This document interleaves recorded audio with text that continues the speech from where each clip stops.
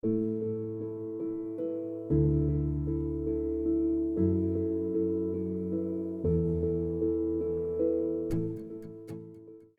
buenos días para todos. Mi nombre es Javier Quejada Cuesta. Yo soy residente de cirugía general de la Universidad de Antioquia de cuarto año.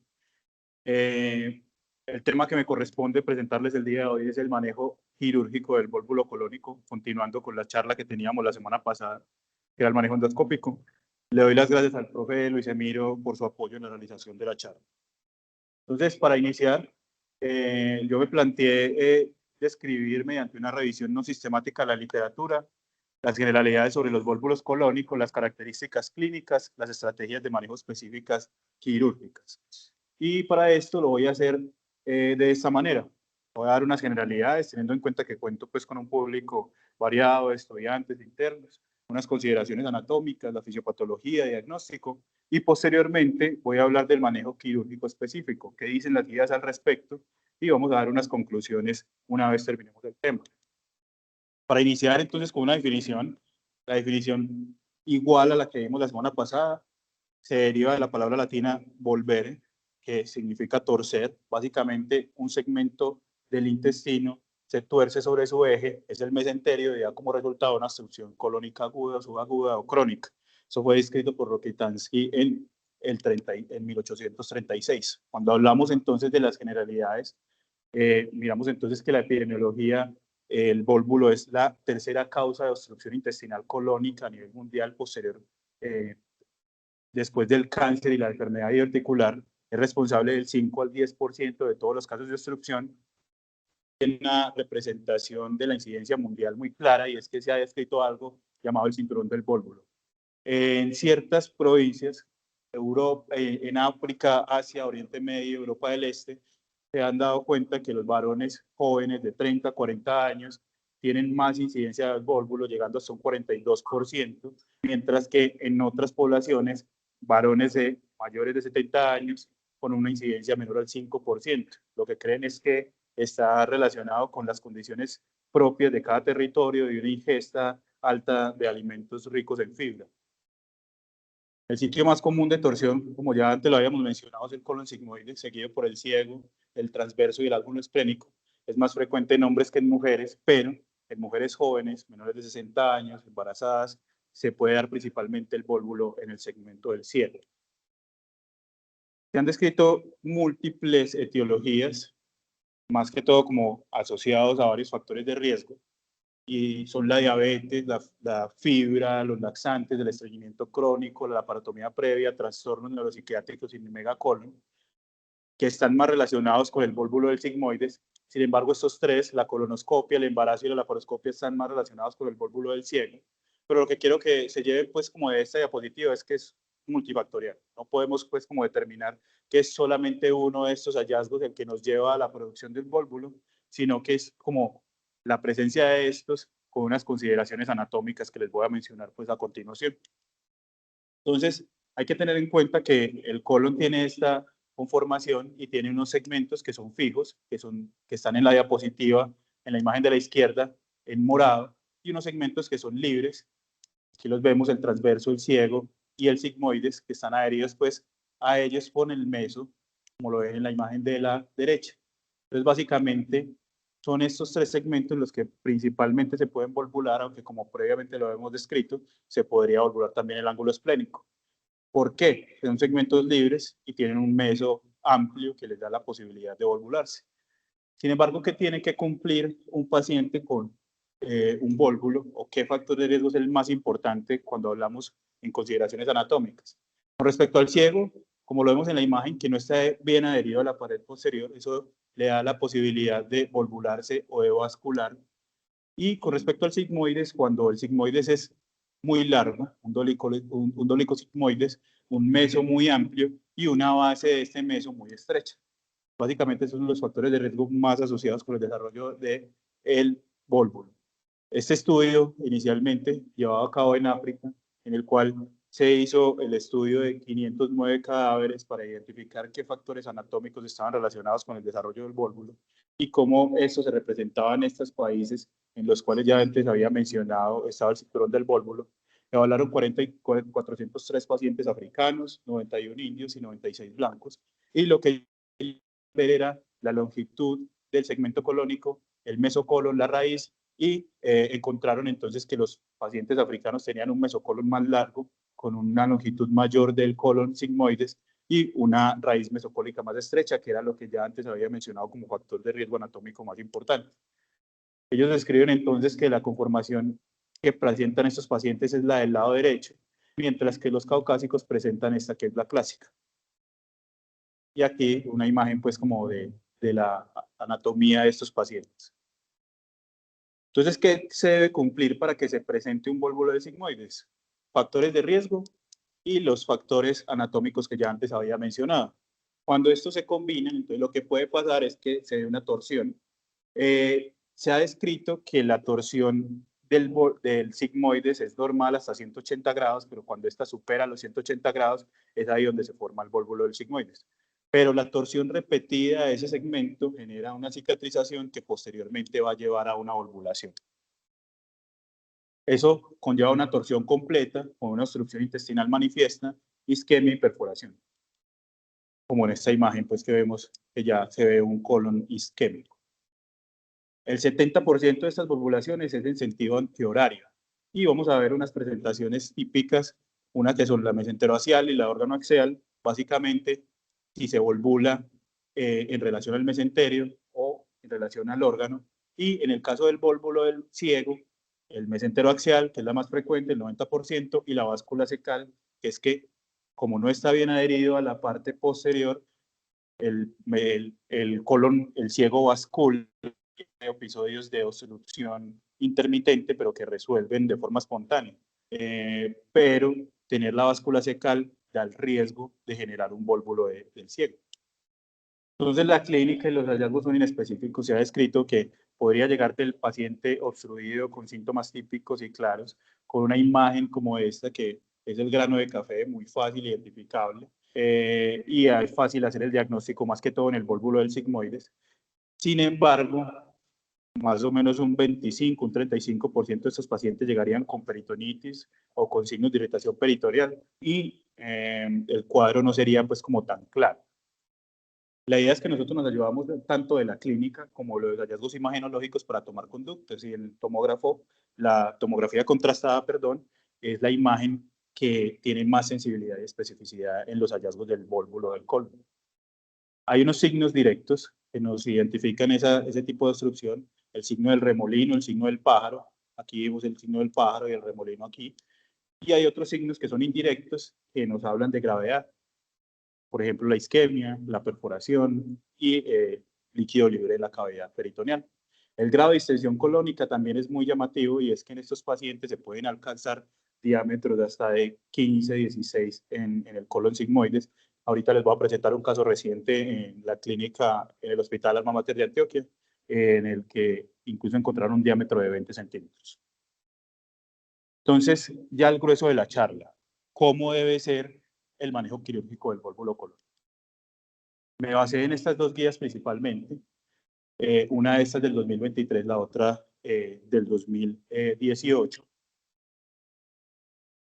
Inicialmente les quiero hablar de los objetivos que tenemos cuando entramos a operar un paciente con un vólvulo del colon, y es que tenemos que resolver la obstrucción. En caso de manejo urgente, debemos realizar un adecuado control del foco, evitar la recurrencia del vólvulo y posteriormente establecer la continuidad del tracto digestivo o realizar una derivación. Entonces tenemos dos escenarios grandes. El vólvulo complicado, que es aquel que tiene signos radiológicos o clínicos de necrosis, perforación o choque, y el vólvulo no complicado, que es aquel paciente hemodinámicamente estable sin signos de complicación. Entonces, cuando vamos a hablar del vólvulo complicado, sabemos que de entrada el vólvulo complicado es de manejo quirúrgico, y ese manejo quirúrgico debería ser temprano y emergente. Pero la localización y los hallazgos intraoperatorios, el compromiso del paciente, nos indican qué podemos hacer con él. Los principios básicamente son realizar una laparotomía exploratoria, realizar la resección colónica del segmento afectado y posteriormente hacer una anastomosis, una derivación proximal o una colostomía de acuerdo a lo que encontré. Entonces, por ejemplo, en el vólvulo del ciego hacemos una hemicolectomía, en el del sigmoides hacemos una sigmoidectomía, y aquí vemos que podemos anastomosar o hacer una ostomía terminal. Este es un video que traigo como ejemplo. Gente con un vólvulo del sigmoides. Ellos realizan una laparotomía abreviada de 5 centímetros y ayudados de un Alexis extraen pues el colon sigmoides. Si logran ver ahí se ve una importante dilatación del sigmoides. Y lo que posteriormente van a hacer, en el caso de ellos, es devolvularlo y posteriormente realizar una resección del segmento con grapadoras mecánicas. Ahorita yo les voy a mencionar unas consideraciones en el manejo emergente de estos pacientes. Vemos cómo seccionan el meso. En estos pacientes no es necesaria una resección oncológica. Entonces ellos si ven, van muy cercano al colon.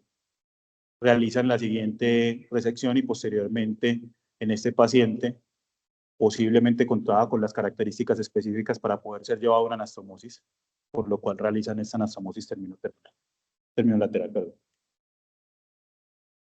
Continuamos entonces y quisiera hablar sobre unas consideraciones específicas del vólvulo del colon sigmoides complicado. Y es que, ¿qué se debe hacer? Sabemos que es quirúrgico, pero ¿a quién anastomosamos o a quién hacemos colostomía? Entonces esa es una de las preguntas clásicas que se han hecho en este tema y tenemos pocos artículos de relevancia, pero estos son los que usualmente utiliza la guía como para basarse en sus recomendaciones. Este inicial, un estudio retrospectivo con 106 pacientes, retrospectivo y prospectivo, que posteriormente los dividieron, 57 de ellos fueron anastomosis y 49% fueron anastomía terminal. Lo que ellos encontraron básicamente es que no hubo diferencias en términos de mortalidad o morbilidad. Entonces concluyen que todo depende de las características del paciente en el quirófano, pero no nos dicen específicamente qué. Entonces luego sale este estudio del 2023, publicado en una revista etíope.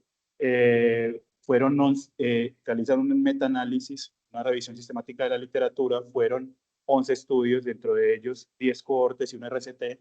Encontraron en total 724 pacientes y lo que ellos buscaban era evaluar la diferencia entre una resección y una anastomosis primaria versus una ostomía terminal en el colon sigmoides, y buscaban comparar la anastomosis primaria versus la colostomía terminal del vólvulo sigmoideo en los pacientes con complicación. ¿Qué encontraron entonces cuando vemos los forest plot?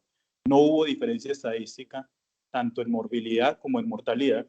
Entonces, básicamente nosotros decimos que no hay diferencia estadística entre realizar una anastomosis o una colostomía en términos de morbilidad y mortalidad, por lo cual nosotros deberíamos definir a qué paciente llevar a una colostomía de acuerdo a los estados clínicos del paciente. Ellos sí recomiendan que los pacientes mayores de 60 años, ASA 3, A5, ECOG 3, 4, que tengan inestabilidad hemodinámica, coagulopatía, acidosis, hipotermia, sepsis o disfunción orgánica deberían ser llevados a una colostomía. El resto de los pacientes que cuenten con una viabilidad colónica deberían ser anastomosados. Cuando hablamos del vólvulo del ciego, complicado, el tema ya estaba más sedimentado. Traigo este artículo que habla de la base de datos del Colegio Americano de Cirujanos, en el cual encontraron 661 pacientes con vólvulo secal, y lo que encontraron básicamente fue una fuga anastomótica del 4.1% y una mortalidad del 3.3%. Todo esto apoyando la anastomosis primaria después de una mecolectomía derecha. Lo único en lo que ellos encontraron diferencia o que en realidad impacta en el resultado de estos pacientes fue la herida clase 3, con un OR de 3.8. Entonces, básicamente las guías nos dicen lo siguiente: los pacientes con vólvulo del ciego complicado deberían ser llevados a una hemicolectomía derecha con una anastomosis iliotransversa mecánica en estos pacientes que no tengan contaminación por lo antes descrito. Sin embargo, se abre una posibilidad y es la cirugía de control de daño. Ya sabemos que tener una ileostomía terminal es básicamente tener otra enfermedad, estar con otras morbilidades, estar propenso a otras complicaciones. Y lo mismo un Hartmann. Pues, ¿cuántos pacientes con Hartmann cerramos? Pues aproximadamente un 50%. Entonces, se han hecho estrategias como para evitar terminar una ostomía y propender a hacer una anastomosis terminal. Una de ellas es la cirugía de control de daños. Entonces, todo esto es guiado en la fisiología del paciente, lo que nosotros encontramos en quirófano, y podemos hacer una cirugía abreviada. ¿En cuáles pacientes? En aquellos que yo encuentro una hipotensión sostenida, acidosis metabólica, hipoxia refractaria o coagulopatía, y lo que debería hacer será una cirugía corta, 30 minutos, en los cuales yo realice la resección del segmento. Acá hay una aclaración y es que este segmento ya está isquémico y devolvularlo podría dar riesgo de síndrome de isquemia por repercusión. Entonces, lo que recomiendan es clampar ese segmento y cortarlo completamente en vez de devolvularlo antes de hacer el resto de la intervención. Posteriormente hacemos una restauración fisiológica en luz y de una vez tengamos un paciente totalmente reanimado con los parámetros bien alcanzados, podría hacerse una cirugía ya de cierre y definitiva en 24 a 48 horas, depende de las características del paciente. Entonces, cuando hablamos del vólvulo no complicado, que es el otro escenario, es muy importante aclarar la localización, la viabilidad colónica y las características de los pacientes. Voy a hablar principalmente del colon sigmoides, que es el que más evidencia tiene y el que más preguntas genera al respecto. Y es que estos pacientes deberían ser llevados a una devolvulación endoscópica inicialmente cuando estén estables. Ya previamente lo vimos en el seminario de vólvulo colónico, el manejo endoscópico, pero básicamente lo que vimos fue que tenían una tasa de éxito del 70 al 90% y el manejo conservador es insuficiente para estos pacientes. O sea, después de devolvularlos, todos deberían ir a una cirugía resectiva. ¿Cómo debe ser ese manejo? Ojalá intrahospitalario, 2 a 5 días después de la devolvulación, y debería hacerse la sigmoidectomía no oncológica como previamente lo mostré en los videos. El 2 a 5 días es un parámetro que viene de los expertos, en realidad no contamos con un estudio que nos diga específicamente en qué tiempo deberían llevarse esos pacientes, pero lo que dicen es que es un tiempo suficiente para restablecer la función del mismo y llevarlo en las mejores condiciones y prepararlo. Por eso hablamos de esta primera pregunta, cirugía emergente versus cirugía electiva. No es lo mismo llevar un paciente que yo devolvulé y lo prehabilité a llevar ese paciente estable, resecarle el segmento intestinal y posteriormente salir con una ostomía, que es lo que usualmente sucede. Entonces, este estudio retrospectivo intentó mostrar eso. 83 pacientes hicieron una detorsión endoscópica y posteriormente querían evaluar la tasa de mortalidad y la sigmoidectomía electiva. Lo que ellos encontraron básicamente es que después de una devolvulación, estos pacientes les iba mucho mejor y tenían tasas de anastomosis más altas que los pacientes que no se les hacía ese evento primero. Cuando hablamos de la preparación colónica, encontramos un estudio reciente del 2023. Previamente no se había hablado de la preparación colónica específicamente en el vólvulo del sigmoides. Habíamos extrapolado estudios que hablaban de preparación colónica en otras enfermedades. Pero entonces el Colegio Americano de Cirujanos saca este estudio recogiendo pacientes desde 2012 a 2019 y encontraron 2.429 pacientes y lo que ellos querían era ver la asociación entre la preparación y los resultados posoperatorios de los pacientes llevados a sigmoidectomía post-desvalvulación. ¿Qué encontraron ellos? Básicamente que a estos pacientes que fueron preparados les fue mejor en todo. Tenían mejores tasas de anastomosis, menos fuga, menos hilio, retorno a la actividad más temprana, por lo cual ellos recomiendan que todos estos pacientes deberían ser preparados mecánico y con antibiótico. En esta tabla básicamente lo que ellos mencionan es que los pacientes que fueron preparados completo les fue mucho mejor y aquellos en los que no se prepararon completo, solamente recibieron antibiótico o una profilaxis mecánica, no les fue tan bien. Cuando hablamos del abordaje laparoscópico abierto, aquí sí entra la posibilidad, y es que después de yo devolvular un paciente y descomprimirlo, pues yo podría hacer un abordaje completamente laparoscópico sin intervenciones, que no me permite un vólvulo agudo por la distensión colónica tan importante. Y básicamente en este estudio no encuentran diferencias estadísticas significativas.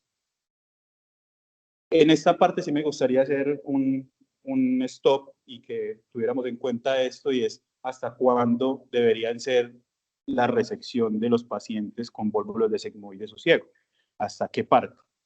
Entonces, hay 2 artículos que nos mencionan las guías. Voy a traer el primero y habla de la atonía colónica. Esta es una experiencia de 30 años. Ellos encontraron 129 pacientes. Y básicamente lo que encontraron fue lo siguiente. En aquellos pacientes en los cuales había una atonía colónica, Mira que todos los que llevaban a sigmoidectomía recurrieron solamente 5, y esos 5 eran los que tenían anatomía colónica. Entonces, ya nos hablaba que posiblemente no era solamente resecar el segmento, sino ver la viabilidad de todo el colon para definir hasta dónde debe resecarse. Este otro estudio más reciente, que hablaba de minimizar la recurrencia del vólvulo del sigmoides posterior a una resección, este retrospectivo encontraron 35 pacientes en un lapso de 8 años y querían identificar el riesgo de recurrencia. Lo que encontraron fue muy similar. En estos pacientes, en los cuales había asociado un megacolon o un megarecto, había más riesgo de presentar un nuevo evento de volvulación. Por lo cual las guías nos dicen que cuando yo tenga un vólvulo del colon sigmoides asociado a un megacolon o un vólvulo en otro segmento colónico, debería ser llevado a una sigmoidectomía total o subtotal por el riesgo de recurrencia que tiende a ser muy alto, del 37%, siendo la sigmoidectomía insuficiente en este escenario. Este es el caso del Hospital Alma Mater de Antioquia. Hace 2 días aproximadamente ingresa este paciente y es 3 días de evolución, dolor abdominal, signos claros de obstrucción intestinal con una imagen que mostraba una volvulación. En este caso encontraron un vólvulo del colon sigmoides, pero estaba totalmente dilatado todo el colon, realizaron una colectomía total. Y lo que mencionan en sus hallazgos quirúrgicos es que había un diámetro de aproximadamente unos 22 centímetros. Ese colon no está isquémico, pero posiblemente iba a estar totalmente atónico y disfuncional. Hacer una anastomosis o una ostomía derivativa posiblemente iba a dar riesgos de recurrencia y no iba a resolver el problema del paciente. En este momento está siendo estudiada la patología para determinar si hay algún hallazgo adicional a ese megacolon asociado al colon, al vólvulo del sigmoides. Cuando hablamos del vólvulo no complicado en el ciego, voy a traer solamente este artículo para dar una conclusión que debe quedar muy clara, y este es un estudio prospectivo que se encontraron 42 pacientes en 30 años y básicamente querían ver qué tan efectiva era la devolvulación endoscópica en el ciego. Lo que ellos encontraron es que solamente tenían una tasa de éxito del 12.5%, con alto riesgo de perforación. Entonces, como tenemos baja probabilidad de éxito y un potencial de perforación, lo que quiero que entiendan es que el vólvulo del ciego, no importa que no esté complicado o que esté estable, es de manejo quirúrgico. No se le deben hacer manejos endoscópicos. Y lo último, hablar de las otras estrategias de manejo o el manejo no resectivo. Entonces se han descrito múltiples estrategias, como las vemos aquí en el cuadro de la izquierda. Una de esas es la sigmoidopexia, que es básicamente pegar el colon sigmoides a la pared abdominal.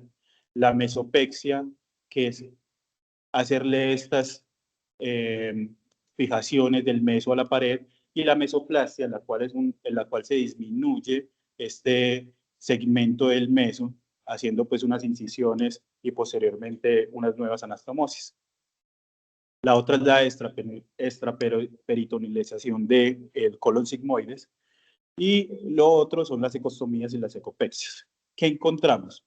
Básicamente tienen tasas de morbilidad que pueden ir hasta el 10-20%, mortalidades que no son tan altas, pero usualmente relacionadas con fugas, filtraciones, perforaciones y tasas de recurrencias muy altas. En el sigmoides del 35% y en el ciego del 43%, en estudios que no han tenido el seguimiento suficiente, 2-3 años. Básicamente, esta estrategia no debería ser recomendada.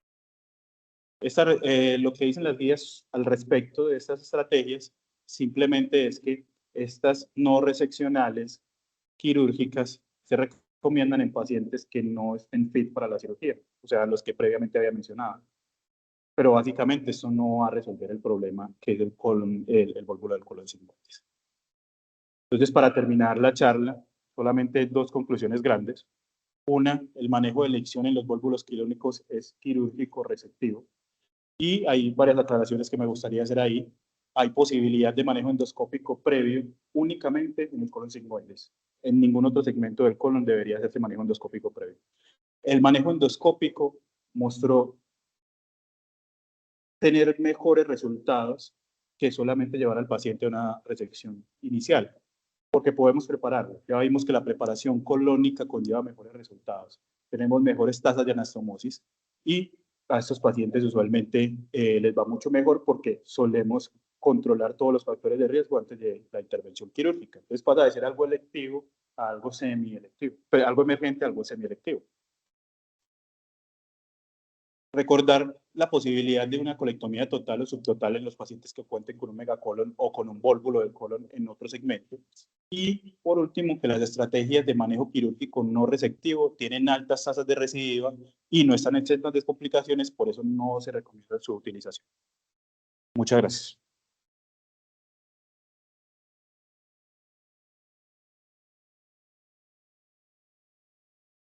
Quedo atento a los comentarios, dudas.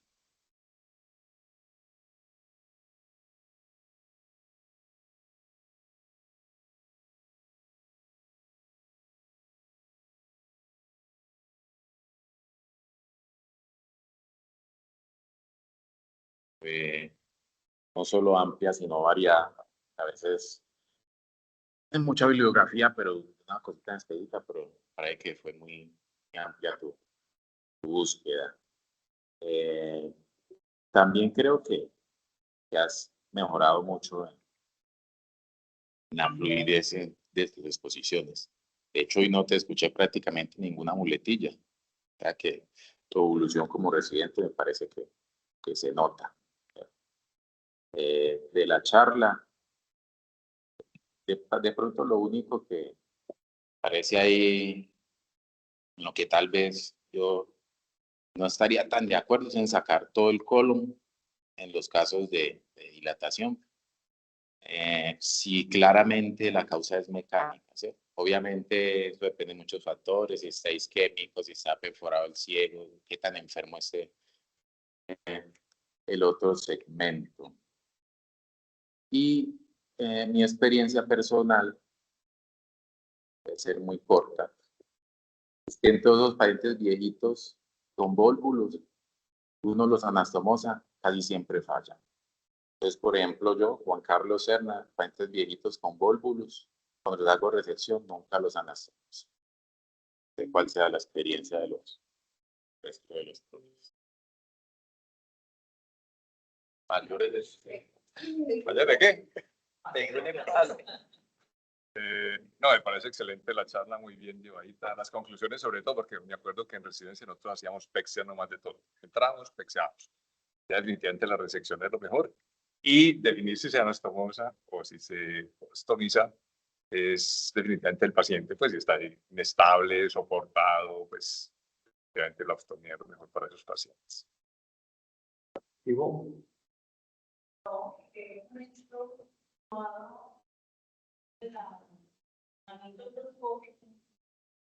Se le dio respuesta y capítulo cerrado para todos ustedes que están en formación. Cuando salgan, es en manos suyas la decisión. Ya saben que las peccias no, que vamos desde resección. Sí, muy bien, Samir. Es la resección y una colostomía. En algunos, eso depende de las condiciones clínicas del paciente. Las comorbilidades que tiene el paciente y los recursos que tiene la institución para poder definir si el paciente podemos exponerlo a hacerle una colostomía, que tiene su morbilidad, como también una astomosis, que también tiene la morbilidad en el sentido de que pueda filtrar. Entonces creo que me parece que es apresurado. Si el paciente está en mal estado, con múltiples comorbilidades, está hipotenso, tiene una enfermedad arterial oclusiva crónica generalizada, carótida, mesentérica superior, inferior, pues es un paciente que va a tener dificultades para la anastomosis. Esa perfusión de los bordes no va a ser la adecuada y el paciente indudablemente va a filtrar. Pero si es un paciente que presenta su primera vez un vólvulo del sigmoides por dolicosigmoides, que fundamentalmente es el cuadro del paciente con dolicosigmoide, con cuadros de estreñimiento crónico, que un buen día se hace la torsión en 360 o inclusive hasta 520 grados, ese paciente se puede beneficiar a desvolvularlo y esperar determinar el sitio de la isquemia, si la hay, y si no la hay, el edema, donde hay menos edema, para poder y definir si el paciente se beneficia de la anastomosis. Hace poco en el Hospital Alma Mater de Antioquia, que tuvimos en el grupo 2, un paciente de 81 años con un vólvulo de sigmoides, que se llevó a cirugía, se devolvuló, se hizo la reacción y lo anastomosamos. El paciente evolucionó bien desde el punto de vista de su anastomosis. Obviamente presentó otro tipo de complicaciones, se visceró, falló la herida quirúrgica, pero su anastomosis nunca filtró y le evolucionó adecuadamente. Es un caso en el cual les traigo para mostrar que no todos los pacientes requieren una colostomía como tal. Lo otro era referente al vólvulo del ciego. El vólvulo del ciego es una condición clínica que no se puede hacer. La devolvulación es realmente para endoscopistas muy difícil y por tanto en la literatura está proscrita porque realmente trae muchas complicaciones al hacerlo, al intentar hacerlo y no se logra hacer. No se consume el equipo y tiene mucho riesgo. Entonces, por tanto, esa es otra condición. El caso que presenta Samir de vólvulos del sigmoides de hace 2 días con una distensión completa de todo el colon, no sé, se me ocurre, no sea uno Gilby, el paciente que tiene uno Gilby y se volvuló el sigmoides después. ¿Fue primero el Gilby y después el vólvulo? ¿O es el vólvulo y después la distensión colónica severa con una válvula competente, por tanto, el colon se distiende y el intestino delgado no? Son dudas que le surgen a uno cuando hay un caso de eso.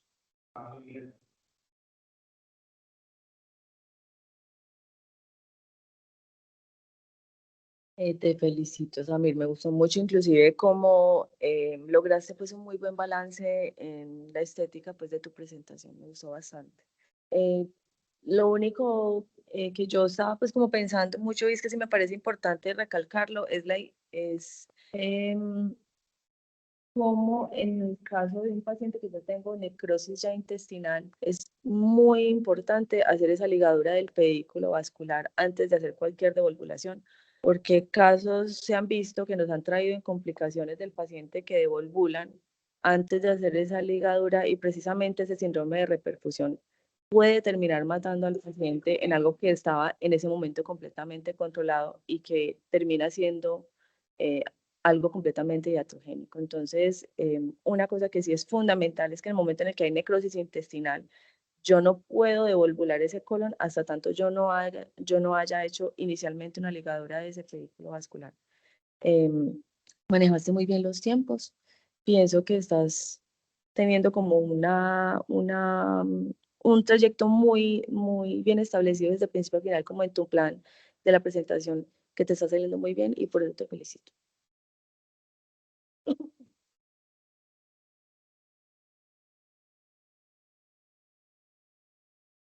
Buenas, no para felicitarte a mí, muy buena tu exposición, abarcaste todo lo que era lo referente a los vólvulos, tanto de sigmoides, de ciego, quedó muy claro cómo es el manejo, tanto a cuáles se les hacía manejo médico, a cuáles se les hacía manejo quirúrgico, hiciste una revisión muy bien y una muy buena exposición, solamente para eso. ¿Listo?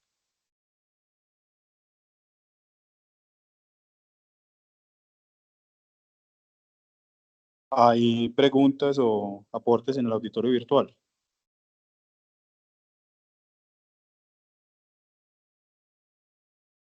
No. Entonces damos por terminada la charla. Muchas gracias por su atención. No, todavía el doctor Jimmy va a hablar. Digamos que quería traer el tema es porque manejamos población adulta, pacientes ancianos, y no es frecuente ver los pacientes con vólvulo. Y a pesar de que, como lo mencionó también, es una muy buena charla, el manejo definitivo es la resección del segmento volvulado. No, y frecuentemente encontramos pacientes que devolvulan y quedan y nos quedamos tranquilos, o los cirujanos se quedan tranquilos. ¿Cierto? Planteamos dentro de las charlas el papel de la pexia colónica, que el tiempo ha evidenciado. Es imposible hacer unos estudios, buscar en la literatura que diga de eso, pero digamos que la plausibilidad muestra que no es una estrategia para el paciente que va a volverse a volvular. Entonces, que quede muy claro que el paciente requiere una resección.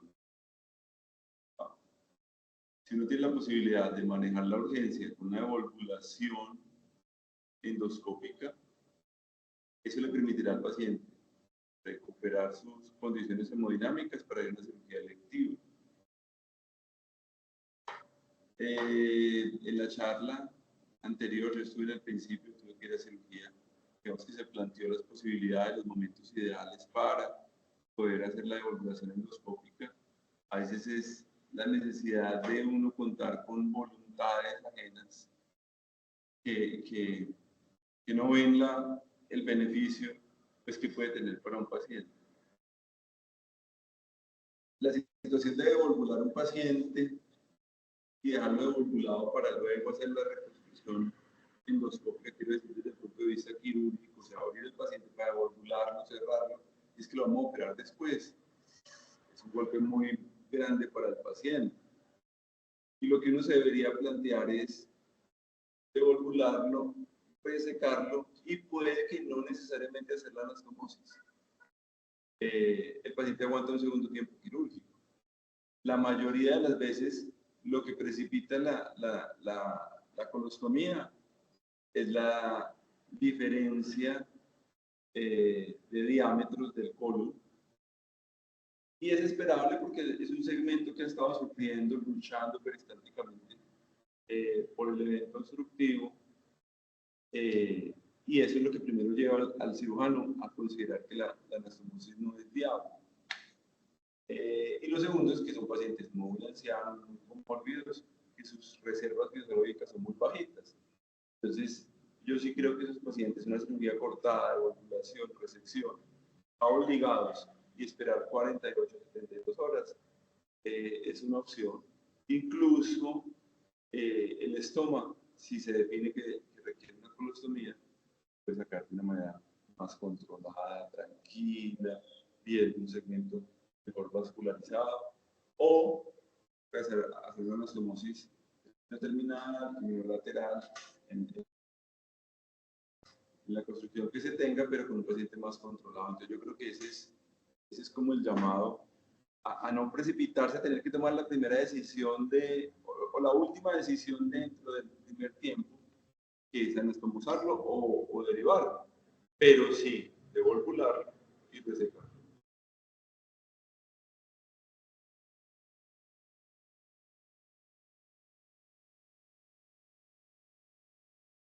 Muchas gracias, profe. No sé si haya algún otro comentario en Alma Mater.